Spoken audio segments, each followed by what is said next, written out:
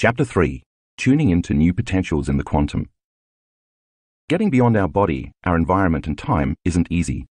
But it's worth it because once we disconnect from three-dimensional reality, we enter a whole other reality called the quantum, the realm of infinite possibility. Describing this reality is a bit challenging because it's unlike anything we are familiar with in the physical universe. The rules of Newtonian physics, the way we are used to thinking the world works, simply don't apply. The quantum, or unified field, is an invisible field of energy and information, or you could say a field of intelligence or consciousness that exists beyond space and time. Nothing physical or material exists there. It's beyond anything you can perceive with your senses. This unified field of energy and information is what governs all the laws of nature. Scientists have been working to quantify this process so we can more fully understand it, and they are discovering more and more all the time. Based on my knowledge and experience, I believe there's a self-organizing intelligence that is energy, and it is observing all of the universes and galaxies into order. Sometimes people will say to me that this idea seems a bit unscientific. I always answer them with the same question.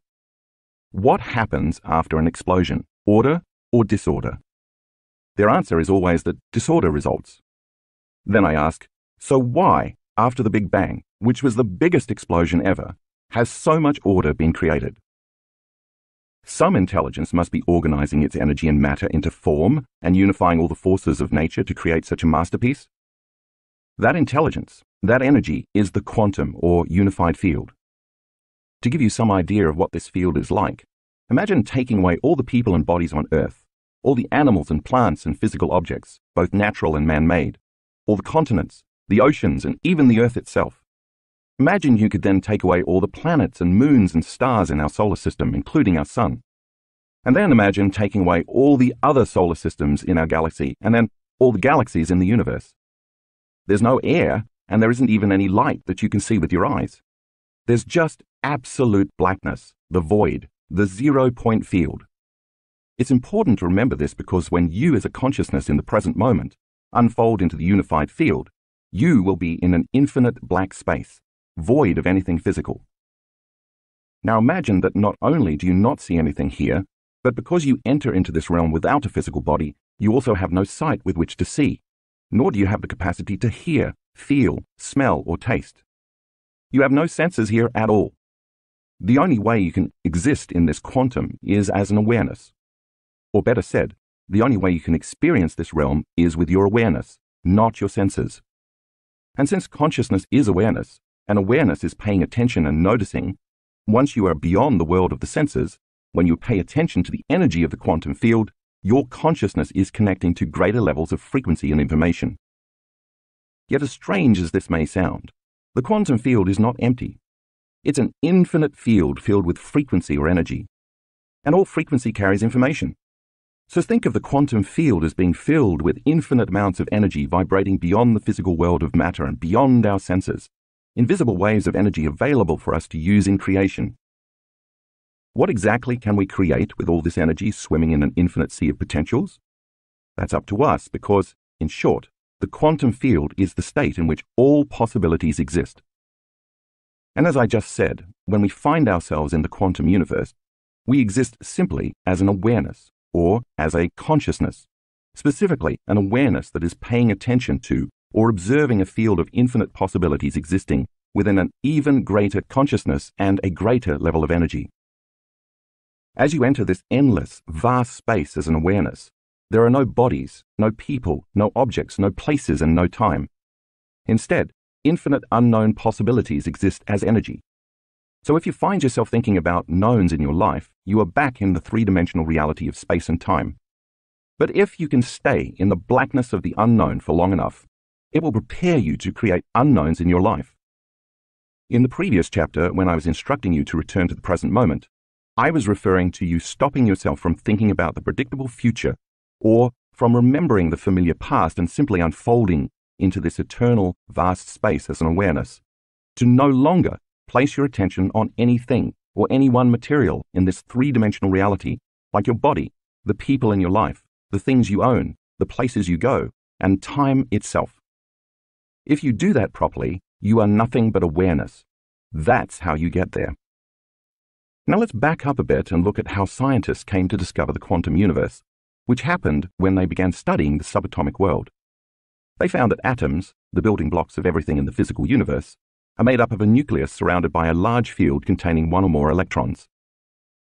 This field is so large in comparison with the tiny electrons that appear to be 99.9999999999% empty space.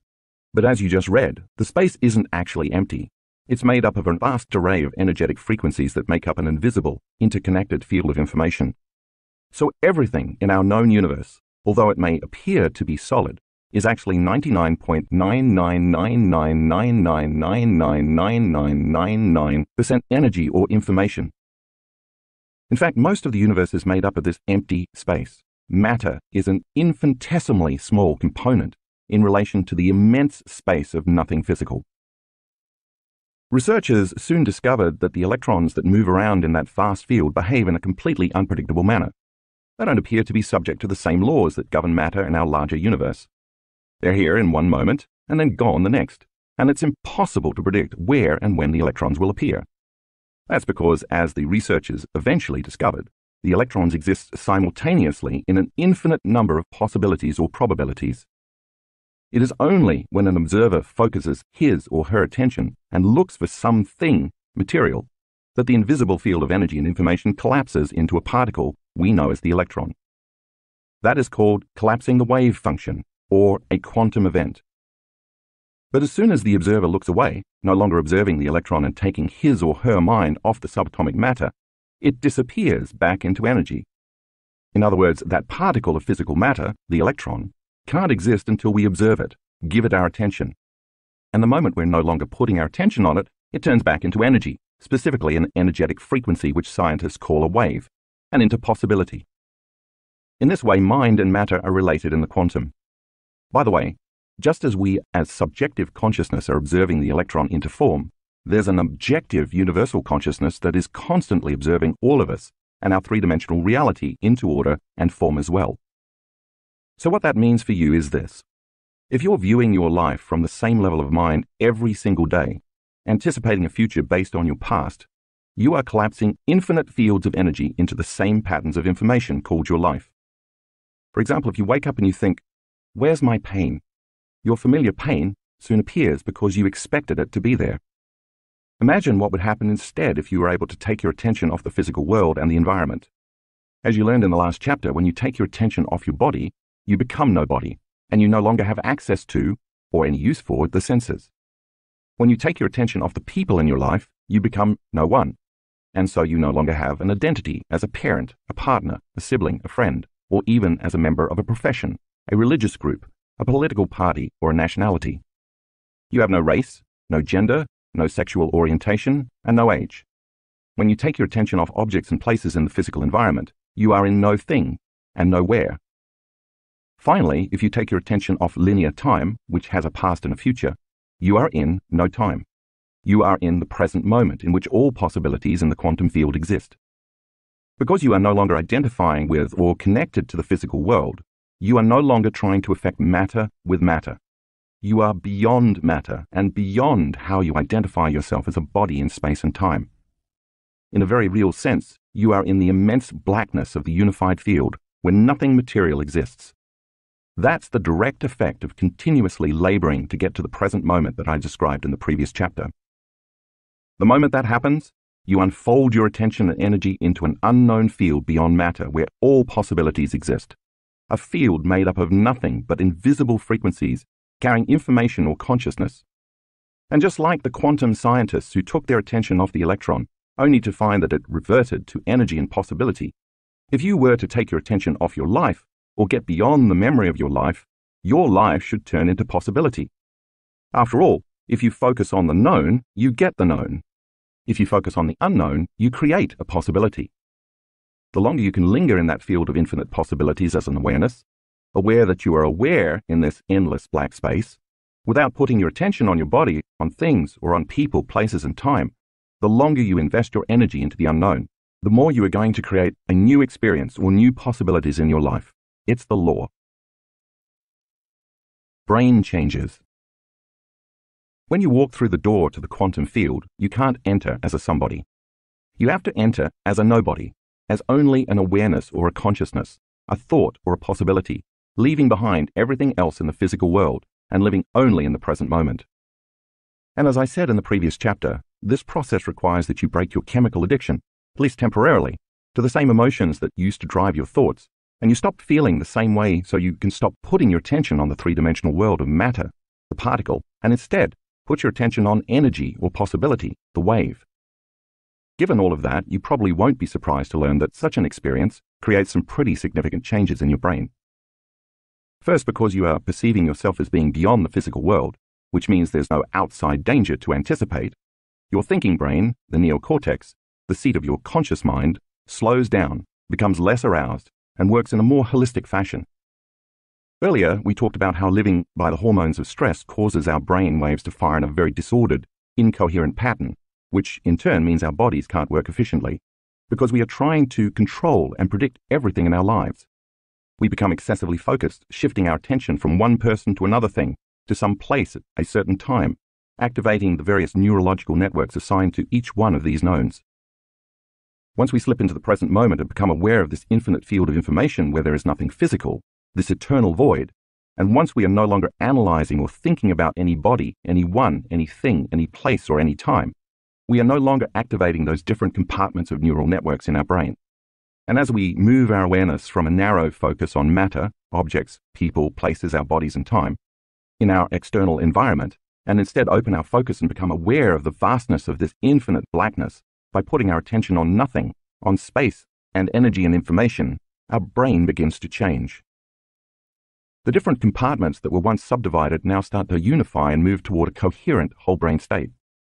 Different neural communities reach out and form bigger communities. They synchronize, organize, and integrate. And what syncs in the brain begins to link in the brain. Once your brain gets coherent, you get coherent. When it gets orderly, you get orderly. When it works well, you work well. In short, when it functions more holistically, you feel more whole. In other words, once you start connecting to the unified field as an awareness, or once you become more aware of it by paying attention to it, your biology becomes more whole and unified, since the unified field is by definition a unifying energy. To more clearly see the difference between coherence and incoherence, take a look at graphic 2 in the color insert, as well as figure 3.1. As you can see, when brain waves are coherent, they are in phase with one another. Both their crests, their high points, and their troughs, their low points, match. Because coherent brain waves are more orderly, they are also more powerful. You could say they speak the same language, follow the same rhythm, dance to the same beat, and share the same frequency, so they find it easier to communicate. They're literally on the same wavelength. When brain waves are incoherent, on the other hand, the electrochemical messages or signals they are sending to different parts of the brain and body are mixed and erratic, so the body cannot then operate in a balanced optimal state. The second change our brains experience when we enter the quantum is that our brainwaves move into a slower frequency, from beta brainwaves to coherent alpha and theta brainwaves. That's important because as we slow down our brainwaves, our consciousness moves out of the thinking neocortex and into the midbrain, the limbic brain, and there it connects with the autonomic nervous system, the body's subconscious operating system. See figure 3.2. This is the part of the nervous system that is in charge of digesting food, secreting hormones, regulating body temperature, controlling blood sugar, keeping our heart beating, making antibodies that fight infections, repairing damaged cells, and myriad other functions of our bodies over which most scientists believe we have no conscious control. Basically, the autonomic nervous system keeps you alive. Its main job is to create order and homeostasis, which balances the brain and ultimately the body. The more we can linger in the present moment as no body, no one, no thing, no where, in no time, the more integrated and coherent our brain becomes. This is when the autonomic nervous system steps in and begins to heal the body, because our consciousness merges with its consciousness. In other words, when you are in the present moment, you get out of your own way. As you become pure consciousness, pure awareness, and change your brainwaves from beta to alpha and even to theta, the autonomic nervous system, which knows how to heal your body much better than your conscious mind does, steps in and finally has an opportunity to clean house. That's what creates brain coherence. If you look at graphics 3A-3C in the color insert, you'll see 3 different brain scans. Graphic 3A is a normal scan of someone in normal thinking beta brainwaves. Graphic 3B was recorded while a student was performing an open focus, showing coherent, synchronized alpha brainwaves. Graphic 3C represents a deeper brainwave state of coherent, synchronized theta. If in this state you are no longer reaffirming the known, your same life, and instead you keep investing your energy into the unknown, as you would invest money in a bank account, then you are able to create new, unknown possibilities in your life.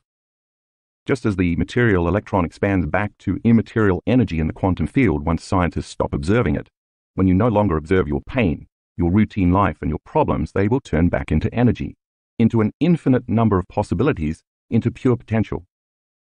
Only once you are truly present in this potent place beyond this space and time, the place from where all things materially come, can you begin to create real change. At a 4-day advanced workshop in 2016 in Tacoma, Washington, we conducted a study to show how this actually works. We measured the brainwaves of 117 workshop participants using electroencephalograms. EEG measurements were taken before and after the workshop. We were looking to see if we could detect changes in 2 different measures of brain function. The first measure was how long it took the subjects to achieve a meditative state, defined by the ability to maintain an alpha brainwave state for at least 15 seconds. We found that the participants were able to achieve meditative states 18% quicker by the end of the 4-day workshop. The second measure we looked at was the ratio between delta brainwaves, associated with moving into deeper levels of the subconscious mind, and high-range beta brainwaves, usually associated with high levels of stress. Anxious people usually have lots of high-range beta and a lower level of delta brainwave frequencies. We were looking to see if meditation, specifically the successful practice of slipping into the quantum realm and becoming no body, no one, no thing, no where, in no time, might improve those values, and in fact, it did. Participants lowered their high-range beta brainwaves, indicating they were feeling less stress, by an average of 124%, and increased their delta brainwaves, indicating a greater feeling of oneness during meditation, by an average of 149%. The amount of high-range beta brainwaves diminished relative to the amount of delta waves by 62%, and this all happened in only 4 days. Look at figure 3.3 to see these results. You'll notice that some of the changes we measured were greater than 100%, indicating these participants were able to make unusually significant improvements relatively quickly. That's pretty supernatural. Changing your energy, combining a clear intention with elevated emotions. Once you're in the sweet spot of the generous present moment, where all possibilities exist in the quantum field, how do you turn one or more of those potentials, those immaterial possibilities, into reality in the 3-dimensional world of matter? This requires 2 things: a clear intention and elevated emotion. Your clear intention is exactly what it sounds like. You have to get clear on what it is you want to create, getting as specific as possible, and describe it in detail. Let's say you want to go on a great vacation. Where is it you want to go? How do you want to get there? Who do you want to go with, or who do you want to meet when you're there? What sort of accommodations do you want to stay in? What do you want to do or see when you're there? What food do you want to eat? What do you want to drink? What kind of wardrobe will you pack? What will you buy to bring home? You get the point. Make it detailed. Make it as real as you can, because you are going to assign a letter as a symbol of possibility to all of those conditions. As you read in the previous chapter, those thoughts, which make up your intention, are the electrical charge you are sending out into the unified field. Now you have to combine that intention with an elevated emotion such as love, gratitude, inspiration, joy, excitement, awe, or wonder, to name just a few examples. You have to tap into the feeling you anticipate you will have when you manifest your intent, and then feel the emotion ahead of the experience. The elevated emotion, which carries a higher energy, is the magnetic charge you are sending out into the field. And as you have read, when you combine the electric charge, your intention, with the magnetic charge, elevated emotion, you create an electromagnetic signature that is equal to your state of being. Another way to describe these elevated emotions is to call them heartfelt emotions. Usually when we feel emotions like those I just mentioned, we notice that our heart begins to swell. That's because our energy is moving to that area, and as a result, we feel these wonderful, elevated feelings that carry an intent to give, to care for, to nurture, to trust, to create, to connect, to feel safe, to serve, and to be thankful. Unlike the stress emotions, which we discussed in the previous chapter, that draw from the invisible field of energy and information that surrounds the body, these heartfelt emotions contribute to the body's energy field. In fact, the energy that is created when the heart opens makes the heart become more orderly and coherent, just like the brain, so it produces a measurable magnetic field. It's this action that connects us to the unified field. And when we marry an intention, the electric charge, with that energy, the magnetic charge, we create a new electromagnetic field. Since energy is frequency, and all frequency carries information, it is that elevated energy that carries your thought or intention. Remember, those potentials in the quantum field exist only as electromagnetic frequencies, frequencies with information, and you cannot perceive them with your senses as matter yet. It makes sense then that the new electromagnetic signal you broadcast would attract those electromagnetic frequencies in the field that are a vibrational match to it. In other words, when there's a vibrational match between your energy and any potential that already exists in the unified field, you begin to draw that new experience to you. It will find you as you become the vortex to your future. So in that way, you don't have to work to bring what you want to manifest to you, and you don't have to go anywhere to get it. That's changing matter with matter. You have to become pure consciousness, no body, no one, no thing, nowhere in no time, and change your energy, the electromagnetic signal you are broadcasting, and then you will draw that future experience right to you, changing energy into matter. You will literally tune into the energy of a new future, and as you do so, the observer, the unified field, is observing you observe a new destiny, and it then endorses your creation. Take a glance at figure 3.4. Before we go any further, I want to back up just a bit to emphasize how important elevated emotions are for this equation to work. After all, when you decide to observe a future in the quantum field that you want to manifest, if you're doing it as a victim or as someone who's suffering or feeling limited or unhappy, your energy is not going to be consistent with your intended creation, and you won't be able to call that new future to yourself. That's the past. You may have a clear intention, and therefore your mind may be in the future because you can imagine what you want. But if you feel any of those familiar limited emotions, your body still believes it's in the same limited past experiences. As you learned in the previous chapter, emotion is energy in motion, and elevated emotions carry a higher frequency than survival emotions.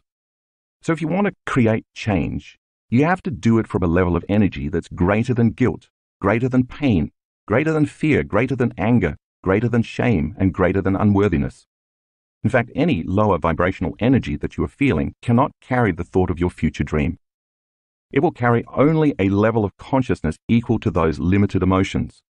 Therefore, if you're going to perform something that's unlimited, you'd better feel unlimited. If you want to create freedom, you better feel free. And if you want to truly heal yourself, you'd better raise your energy to wholeness. The more elevated the emotion you feel, the greater the energy you broadcast and the more influence you will have on the material world of matter. And the greater your energy, the shorter the amount of time it takes for your manifestation to appear in your life. In this process, you relax and allow a greater mind, the consciousness of the unified field, to organize an event that's right for you. You essentially get out of the way. When you are surprised by an unknown experience that seems like it came out of nowhere, that's because you created it in nowhere. Something appeared out of nothing because you created it in no thing. And it can happen in no time if you create it in the realm beyond linear time. That's the quantum field, where there is no time. A French researcher named René Piech, PhD, demonstrated the power of intention with newly hatched baby chicks. When chicks hatch, they usually imprint on their mother, bonding with her and following her around. But if the mother isn't there when the chicks hatch, they'll imprint on the first moving object they encounter. For example, if a chick first sees a human, it will follow the human around in the same way. For his study, Piech built a special type of random event generator, a computerized robot that would turn randomly as it moved around an arena, going right 50% of the time and going left 50% of the time. As a control, he first recorded the robot's path in the arena with no chicks present. He found that over time the robot covered most of the arena equally. Next, Piech exposed newly hatched chicks to the robot. As expected, they imprinted on the robot as if it were their mother and followed it all over the arena. After the chicks had imprinted on the robot, he removed them from the arena and then put them in a cage on one side where they could see the robot but not move toward it. What happened next was astonishing. The intention of the baby chicks to be near to what they believe to be their mother, in this case the robot, actually influenced the random movements of the robot.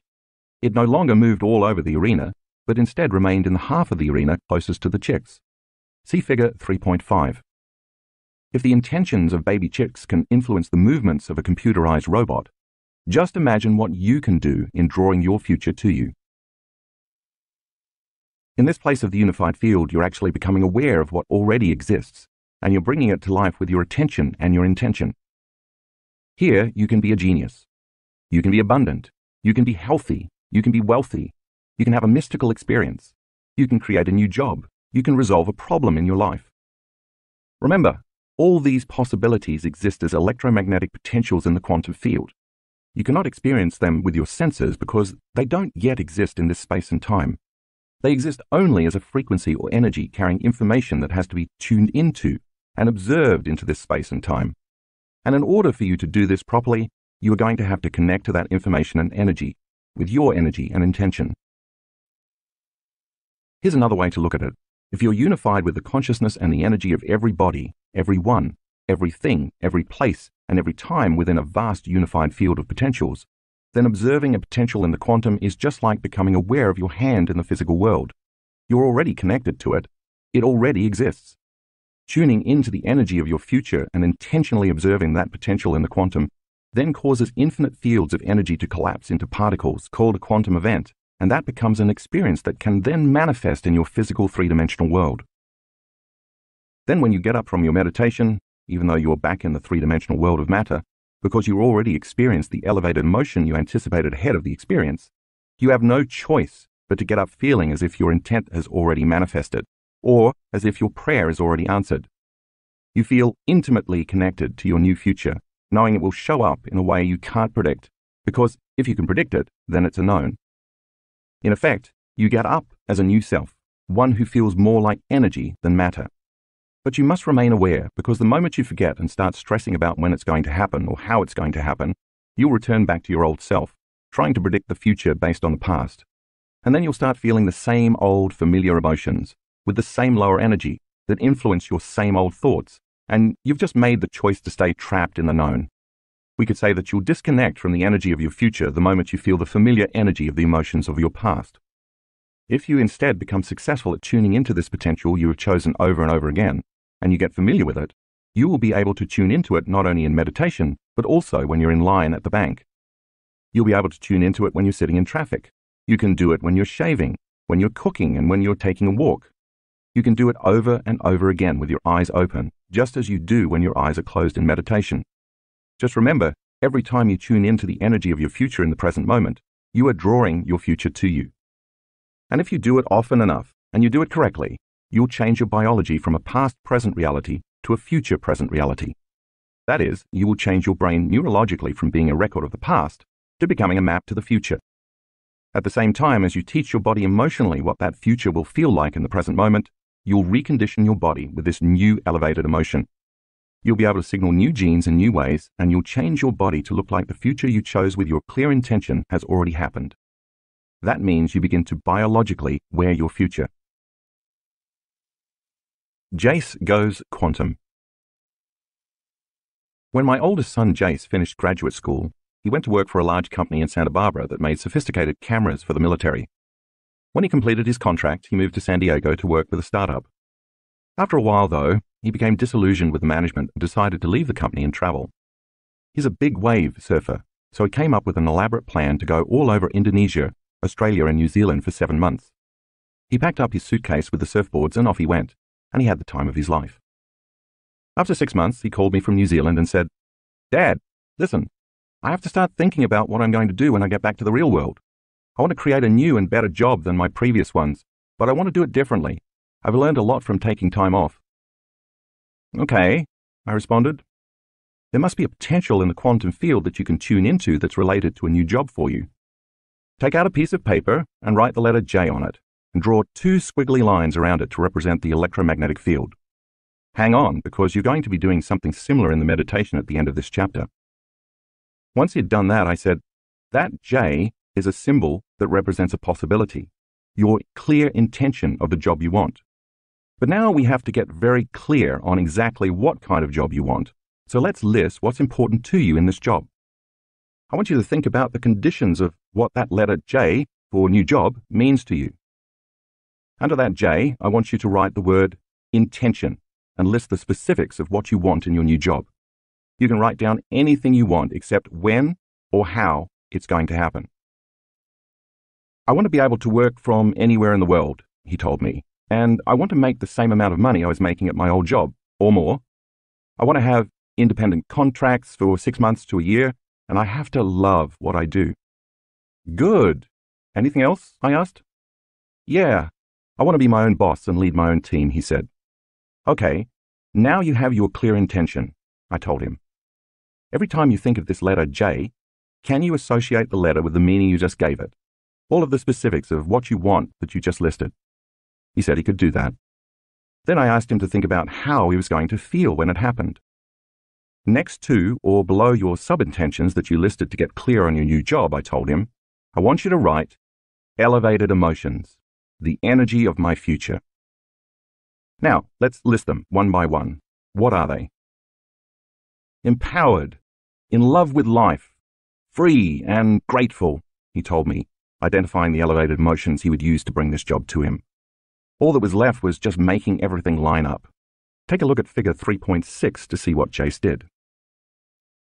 You have plenty of time on your hands right now. You're not doing much but surfing and relaxing on vacation, I told him. So it should be easy for you to create your future. Will you commit to doing what it takes to broadcast a new signature into the field every day? He agreed. Then I reviewed with him the concept of finding the present moment and getting centered and raising his energy so that his energy could carry his intention for his future. Just hold that symbol in your mind's eye while you radiate that energy into the space beyond your body and space, I instructed.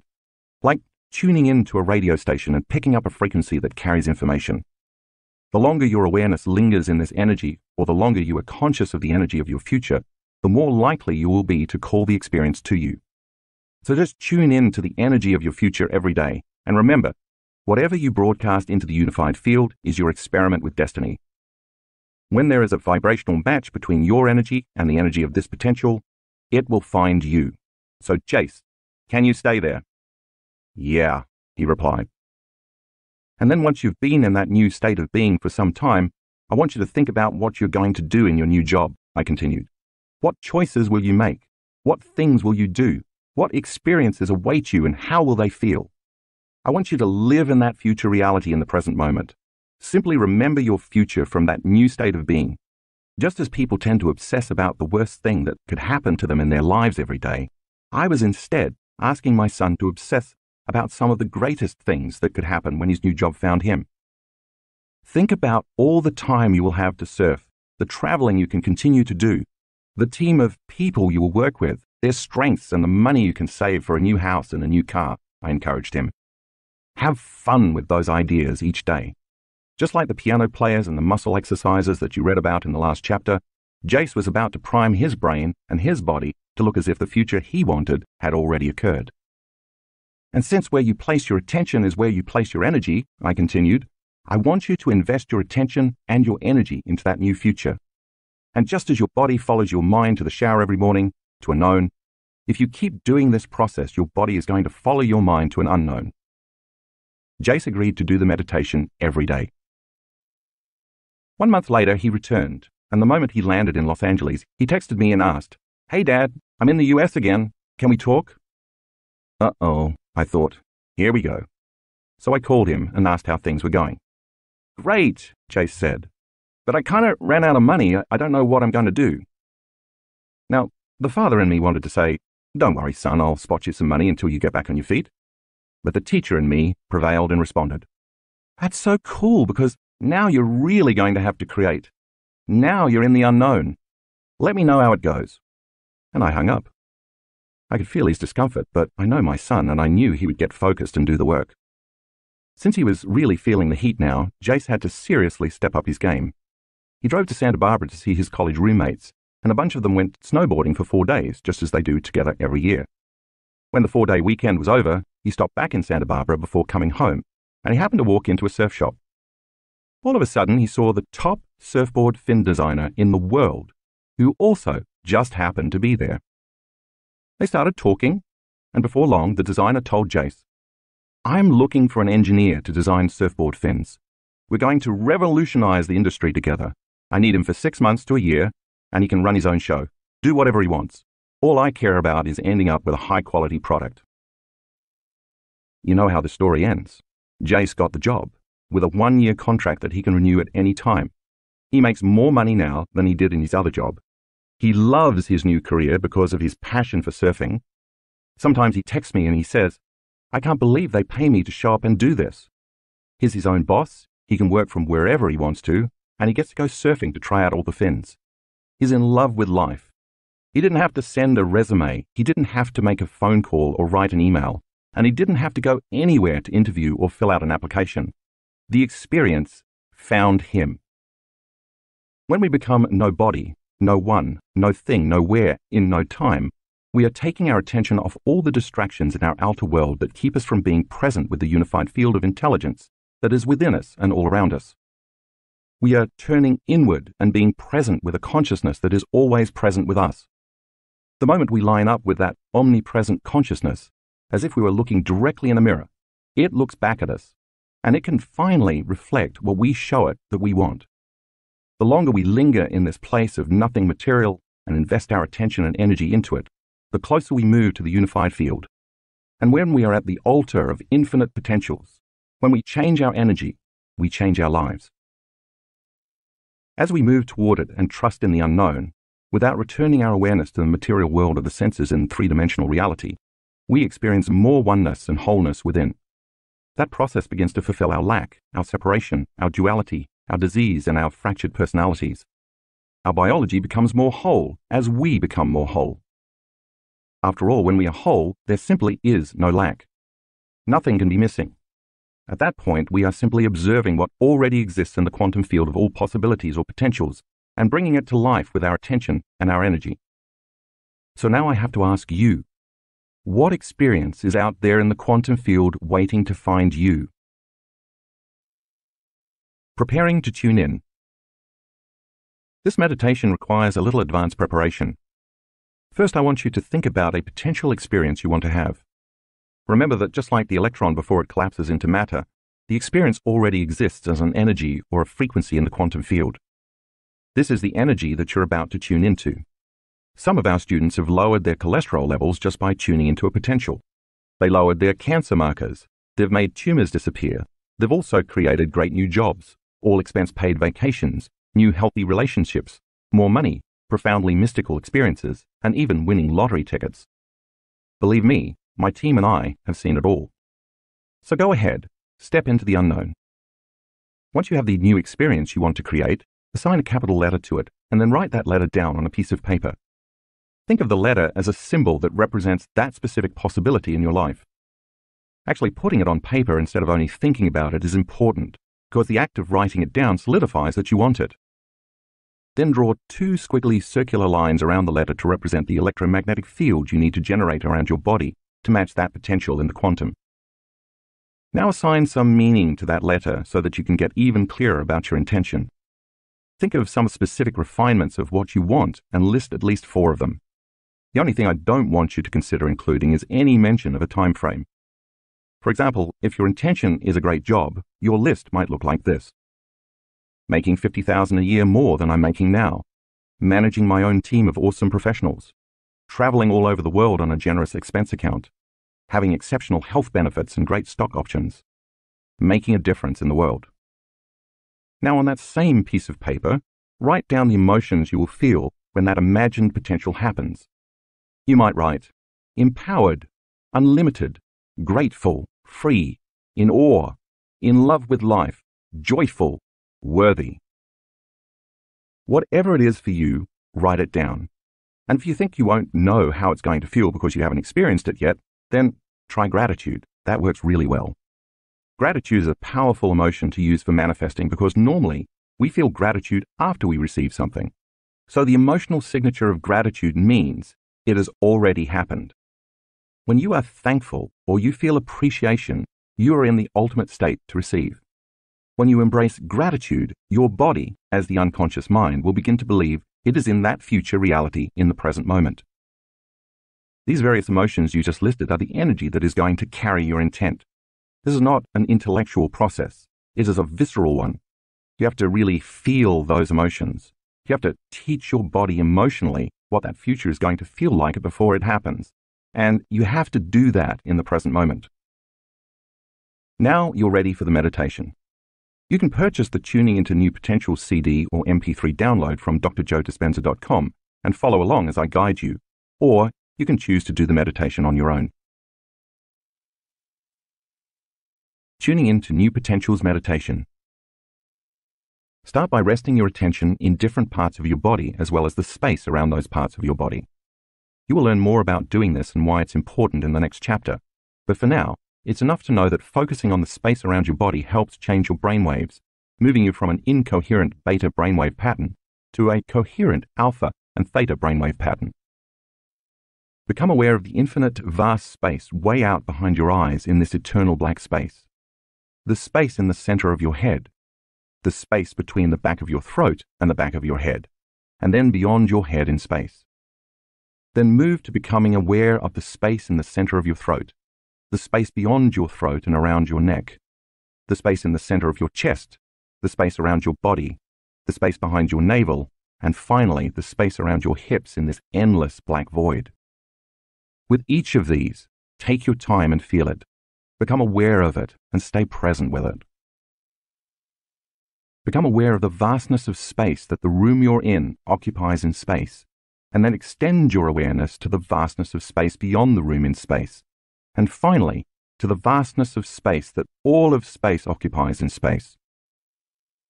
Now it's time to take your attention off your body, the environment and time, and to become nobody, no one, no thing, nowhere, in no time, to become pure consciousness, to unfold as an awareness into this infinite black space, an endless field where all possibilities exist. If you get distracted, simply return to the present moment, as we discussed in the previous chapter. Keep unfolding into this immaterial space by continuously reinvesting your attention into it. Think about the potential that already exists in the quantum field that you want to tune into by remembering your letter. Sense the energy of that future potential within you and all around you, and tune in to your future. When you do this, you'll be moving into a new state of being, broadcasting a whole new electromagnetic signature into the field. When there's a vibrational match between your energy and that potential, the new event is going to find you. You don't have to make anything happen. I want to be clear here. It might take more than a few meditations for your future opportunity to unfold. It could happen in a week, a month, or even longer. The key is to keep doing it until it occurs. Once you're in a new state of being, broadcasting a new electromagnetic signature, now remember your future before it happens and begin to mentally rehearse what that future will be like by living in that future. Make it as real as possible, calling up those elevated emotions you listed so you can teach your body emotionally what that future feels like. Surrender your creation to a greater mind, planting a seed in the infinite field of possibilities, and just let it go. Finally, bless your body with a new mind. Bless your life. Bless your challenges. Bless your soul. Bless your past, and bless your future. Bless the divine in you and open your heart and give thanks for a new life before it's made manifest. Slowly bring your awareness back to the room, and when you're ready, open your eyes. Get up from your meditation as though your future has already happened, and let the synchronicities and new possibilities find you.